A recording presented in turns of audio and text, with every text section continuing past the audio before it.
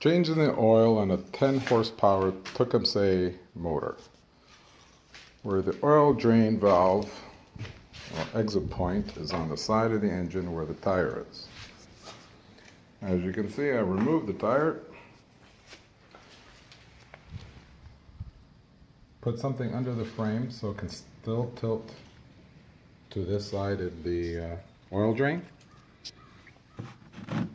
Put a funnel in a bottle and let's let it drip and let it do its thing. Easy peasy.